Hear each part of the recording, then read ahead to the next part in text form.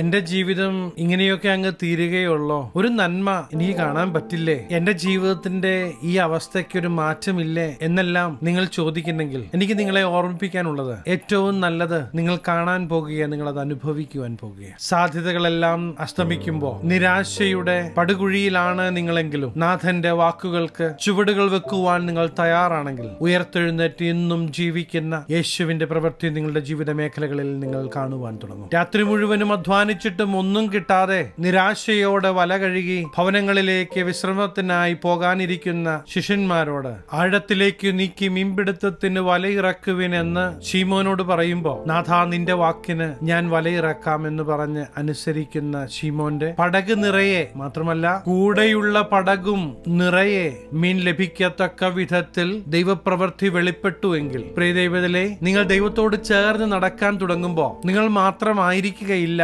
അനുഗ്രഹിക്കപ്പെടുന്നത്, നിങ്ങളുടെ കൂടെയുള്ളവരും അനുഗ്രഹിക്കപ്പെടുന്നത് കാണുവാൻ കഴിയും. അതെ, യേശുവിന്റെ വാക്കുകൾ കേട്ടനുസരിക്കാൻ തയ്യാറാകുമ്പോൾ എല്ലാ സാധ്യതകളും എതിരാണ് എങ്കിലും സാധ്യതകൾക്ക് അപ്പുറത്ത് പ്രവർത്തിക്കാൻ കഴിയുന്ന ജീവിക്കുന്ന ദൈവത്തിന്റെ പ്രവൃത്തി കാണുക തന്നെ ചെയ്യും. ജീവിതയാത്രയിൽ പലപ്പോഴും നമ്മുടെ യുക്തിക്ക് അനുസരിച്ചാവുകയില്ല ദൈവത്തിന്റെ പ്രവൃത്തികൾ. നമ്മുടെ യുക്തി മാറ്റിവെച്ച് ദൈവശബ്ദത്തിന് ചുവടുകൾ വെക്കുവാൻ തുടങ്ങുമ്പോൾ മാത്രമേ ദൈവപ്രവൃത്തി നമ്മുടെ ജീവിത മേഖലകളിൽ നമുക്ക് കാണുവാൻ കഴിയുകയുള്ളൂ. അതേ പ്രിയ ദൈവത്തിലെ, നമ്മുടെ ജീവിതയാത്രയിലെല്ലാം അതിശയകരമായ ദൈവപ്രവൃത്തി നാം കാണണമെങ്കിൽ നമ്മുടെ യുക്തിയെ നാം മാറ്റിവെക്കേണ്ടത് ആവശ്യമാണ്. ദൈവശബ്ദത്തിന് മുമ്പാകെ അനുസരിക്കാൻ തയ്യാറാകുന്നവരിലൂടെ ദൈവം പ്രവർത്തിക്കുന്നത് വേദപുസ്തകത്തിലുടനീളം നമുക്ക് കാണുവാൻ കഴിയും. സ്വന്തം കഴിവുകൊണ്ട് പലതും നേടുവാൻ ശ്രമിച്ച് പരാജയപ്പെടുമ്പോ ഇന്ന് ദൈവവചനത്തിൽ നിന്ന് ഞാൻ നിങ്ങളെ ഓർമ്മിപ്പിക്കാൻ ആഗ്രഹിക്കുന്നത്, ഈ യേശുവിന്റെ അടുക്കിലേക്ക് നടത്തുക. തീർച്ചയായും ദൈവിക സ്നേഹവും ദൈവിക കരുതലും നിങ്ങളുടെ ജീവിതയാത്രയിൽ നിങ്ങൾ അനുഭവിക്കുക തന്നെ ചെയ്യും. യേശുക്രിസ്തുവിന്റെ ജീവിതകാലത്ത് തന്റെ പരസ്യ ശുശ്രൂഷ ആരംഭിക്കുന്നത് തന്നെ ഒരു വിവാഹത്തിൽ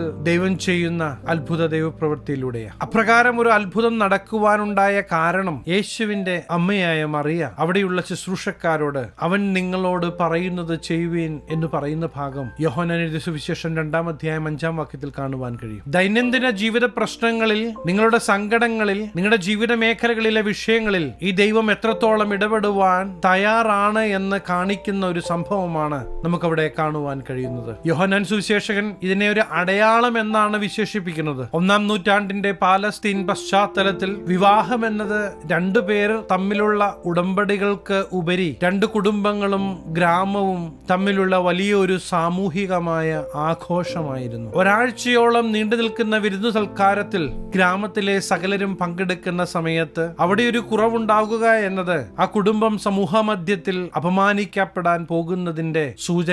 വിവാഹത്തിന്റെ സന്തോഷം അവസാനിച്ചു എന്ന് കണക്കാക്കപ്പെടുന്ന ഒരു സമൂഹത്തിന്റെ മുമ്പാകെയാണ് ഇപ്രകാരം ഒരു സംഭവം നടക്കുന്നത്. പ്രിയ ദൈവത്തിലെ, ഒരു കുടുംബത്തെ തകർത്തെറിയുവാൻ പോകുന്ന ഒരു വലിയ ദുരന്തത്തിന്റെ ആരംഭമായ സാഹചര്യത്തിൽ മാനുഷിക പരിഹാരങ്ങൾ പോരാതെ വരുന്ന സമയത്ത് പ്രശ്നം യേശുവിന്റെ മുമ്പാകെ അവതരിപ്പിക്കുകയാണ്. യേശുവിന്റെ മുമ്പാകെ ഈ വിഷയം കടന്നു വരുമ്പോ പച്ചവെള്ളത്തെ വീഞ്ഞാക്കുന്ന ദൈവപ്രവൃത്തി നമുക്ക് അവിടെ കാണുവാൻ കഴിയും. കൽഭരണിയിൽ പകർന്നു വെച്ചിരിക്കുന്ന വെള്ളം കോരി വിരുന്നുവാഴിക്ക് കൊടുക്കൂ എന്ന് പറയുമ്പോ അത് ചെയ്യാൻ തയ്യാറാകുന്ന നിമിഷം ദൈവപ്രവൃത്തി അവിടെ കാണുവാൻ കഴിയും. എന്റെ ശബ്ദം കേൾക്കുന്ന പ്രിയ ദൈവത്തിലെ, സാധാരണക്കാരിൽ സാധാരണക്കാരായ വ്യക്തി ജീവിതങ്ങളെ അസാധാരണമായ ദൈവപ്രവൃത്തിക്ക് വേണ്ടി ഒരുക്കുന്ന ദൈവ സാന്നിധ്യത്തിന്റെ മുമ്പാകെ ഏൽപ്പിച്ചു കൊടുക്കാൻ നിങ്ങൾ തയ്യാറാണെങ്കിൽ ഇന്ന് ദൈവാത്മാവിന്റെ നിറവ് നിങ്ങൾ അനുഭവിക്കും. ജീവിത മേഖലകളിൽ ശൂന്യതകളെ മാറ്റുന്ന ദൈവപ്രവൃത്തി നിങ്ങൾ കാണുക തന്നെ ചെയ്യും. അതേ പ്രിയ ദൈവത്തിലെ, ദൈവം പറയുന്നത് അനുസരിക്കുവാൻ തയ്യാറാണെങ്കിൽ ഇതുവരെ കണ്ടിട്ടില്ലാത്ത രീതിയിലുള്ള ദൈവിക സമൃദ്ധിയും ദൈവിക നന്മയും നിങ്ങളുടെ ജീവിത മേഖലകളിൽ നിങ്ങൾ കാണുക തന്നെ ചെയ്യും. വീഞ്ഞായി മാറിയ വെള്ളം രുചിച്ചു നോക്കിയ കലവറക്കാരൻ, നീ ഇത്രയും നല്ല വീഞ്ഞ് ഇതുവരെയും സൂക്ഷിച്ചുവല്ലോ എന്ന് പറയുന്ന ഭാഗം നമുക്ക് അവിടെ കാണുവാൻ കഴിയും. അതായത് ഇതുവരെ അവർ അനുഭവിച്ചു കൊണ്ടിരുന്നതിനേക്കാൾ നല്ലത് ഇപ്പോൾ അവർക്ക് ലഭിച്ചു എന്ന് കാണുവാൻ കഴിയും. അങ്ങനെയെങ്കിൽ ദൈവശബ്ദം കേട്ട് നാം ചുവടുകൾ വെക്കുമ്പോ പലപ്പോഴും നമ്മുടെ ബുദ്ധി പറയും ഇതൊന്നും നടക്കാൻ പോകുന്നില്ല എന്ന്. എന്നാൽ ദൈവശബ്ദത്തിന് മുമ്പാകെ ചുവടുകൾ വെക്കുന്ന പ്രിയ ദൈവത്തിലെ, ബുദ്ധിക്കും ചിന്തകൾക്കും അപ്പുറത്ത് പ്രവർത്തിക്കുന്ന ഒരു ജീവിക്കുന്ന ദൈവത്തിന്റെ പ്രവൃത്തി നിങ്ങൾ കാണുവാൻ പോകുകയാണ്. ജനവും മോശയും ചെങ്കടലിന്റെ മുമ്പാകെ നിൽക്കുമ്പോ ദൈവം പറയുകയാ, വടിയെടുത്ത് കൈ കടലിന്മേൽ നീട്ടുക. മാനുഷിക ചിന്തയിൽ ഒരു കാര്യവുമില്ലാത്ത ഒരു പ്രവൃത്തി. എന്നാൽ മോശ ദൈവ ശബ്ദം അനുസരിക്കാൻ തയ്യാറായപ്പോ കടൽ രണ്ടായി പിളർന്ന് ഉണങ്ങിയ നിലത്തുകൂടെ ഇസ്രായേൽ അക്കരെ കിടക്കുന്നത് നമുക്ക് കാണുവാൻ കഴിയും. യോശുവ 3:8 നമുക്ക് ഇപ്രകാരം കാണുവാൻ കഴിയും. യോർദാൻ നദിയുടെ മുമ്പാകെ കടന്നു വരുമ്പോ